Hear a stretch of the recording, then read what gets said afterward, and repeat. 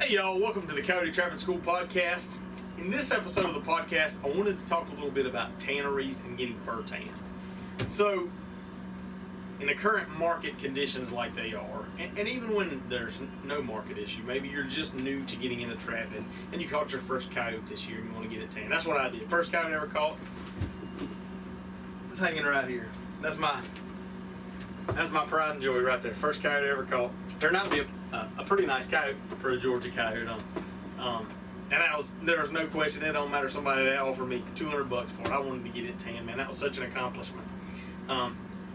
So, like I said, whether it's a bad fur market and you're looking for other options to do with your furs, whether you're wanting to start doing some kind of your own thing, you got some ideas about making some stuff out of fur, and you want to do that, or you just want, maybe it's the first fox that you and your son caught or something like that. You and your kids out on the trap line, and you got a memorable bobcat or whatever it is.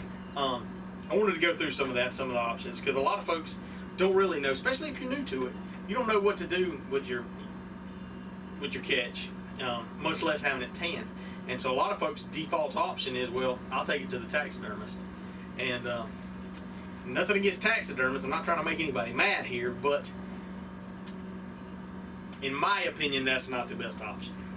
So what a lot of people don't realize is that most taxidermists don't tan their own hides. They send stuff off to get tanned.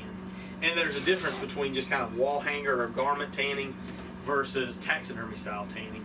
And specifically, around the eyes and the face, and it's just a different end product than just a wall hanger type tan. And so a lot of times you'll wind up paying more, because the taxidermist is going to have expense of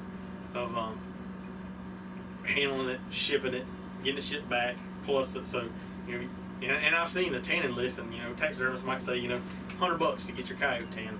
Well, that's fine if you want to support your local taxidermist. There are cheaper options, is what I'm getting at there.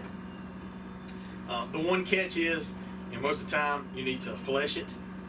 And so with something like coyotes, bobcats, foxes, things like that, it's pretty easy to do. They're not going to have a lot of fat and flesh. Skin them, turn them inside out, and you could even scrape it off with a spoon or something. They're not going to have much. When you start getting into otters, raccoons, beavers, that's when you've got a lot of work to do to try to get that fur prepared to send off.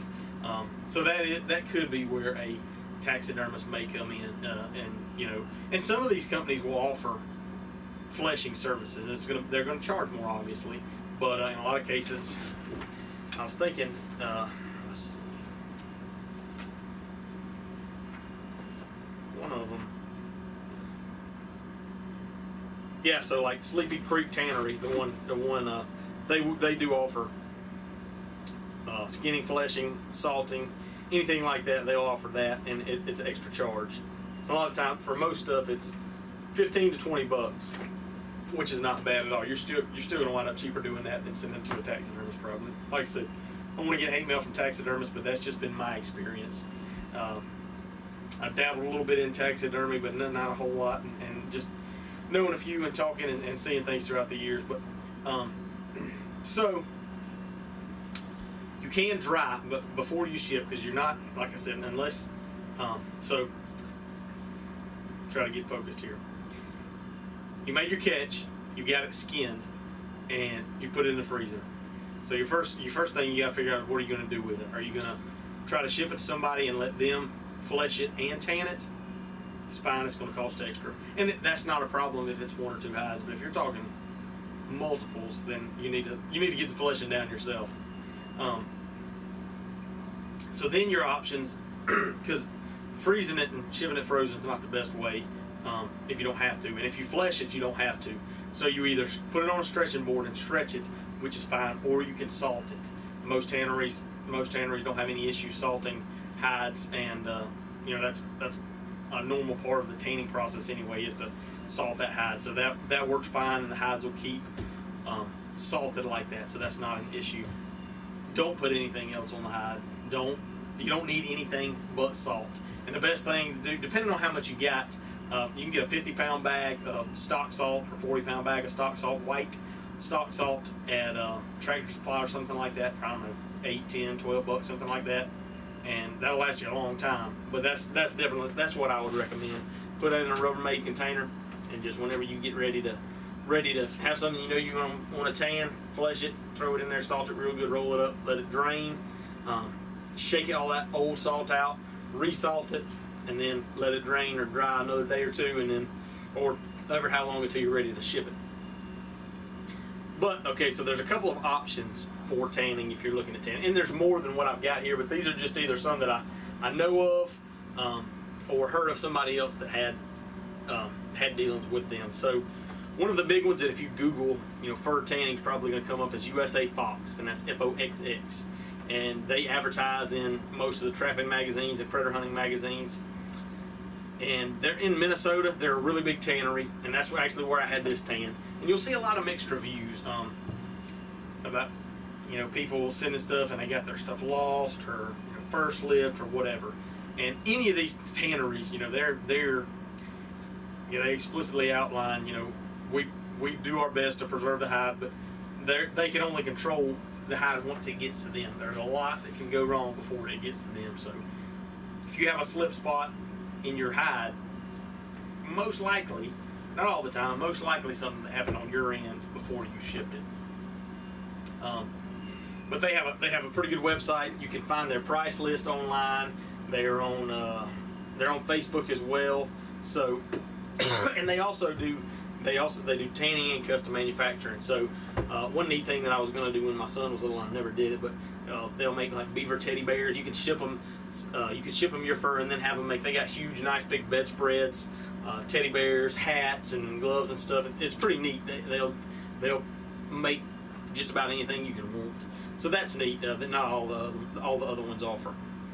And all of these pretty much they offer the similar rates, and it gets less per piece the more you ship.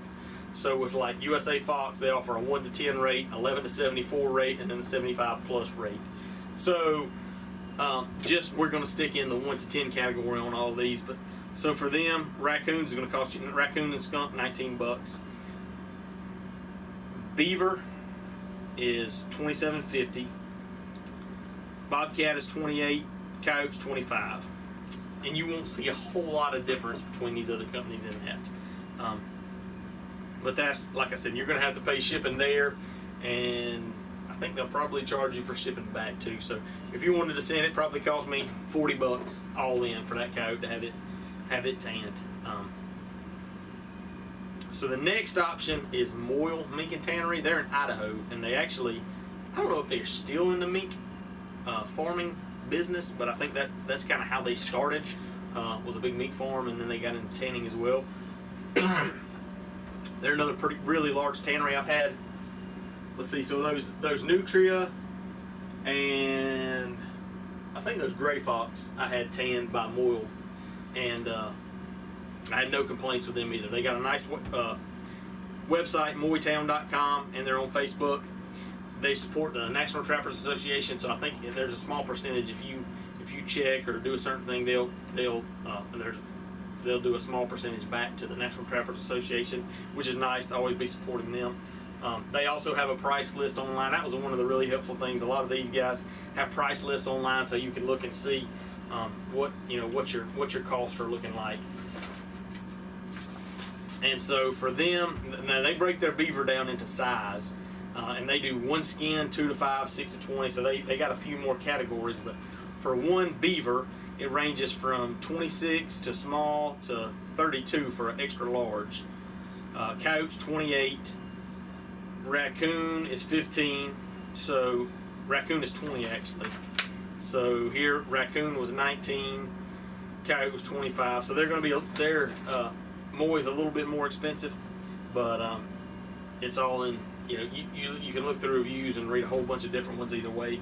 I haven't done a lot of business with either of them, but there's a lot of people that do business with both of them. So, again, a reputable company. You can find them online, look at their price sheet, call them, whatever. They don't do the custom manufacturing like USA Fox does, though. They're just strictly a tannery, but another good option. Tabari Tubari. They're in New Jersey, and one of the neat things that they do that's different is they do a tanning and dyeing. So they're more of, USA Fox and Moyles is more of a wall hanger type tannery, whereas Tabari seems to be more of a fur dresser, if you will, in that they tan for people that manufacture stuff out of fur. So it's pretty neat. You look on their website and they offer dyeing of all this stuff into different colors. They can do stuff, so, and they do all kinds of things. Like if you want to send a mink and get it dyed black, you can do that.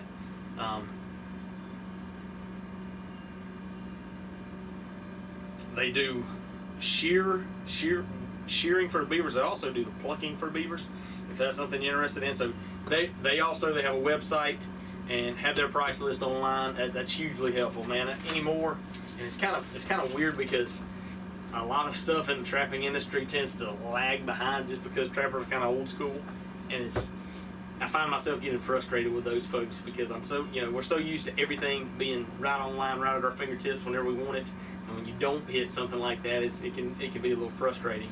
But I've never dealt with them, but I have talked with one lady in particular that makes a lot of garments.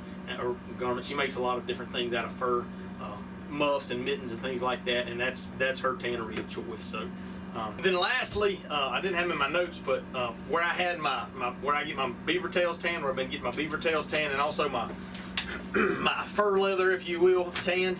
I got all that done at Specialty Leather Products. They're in Boone, Iowa, and you can look them up, specialtyleatherproducts.com, or just Google Specialty Leather Products, and they'll come up. They don't offer fur on tanning. All they do is hair off tanning. And there's, frankly, couldn't find a lot of places that did that.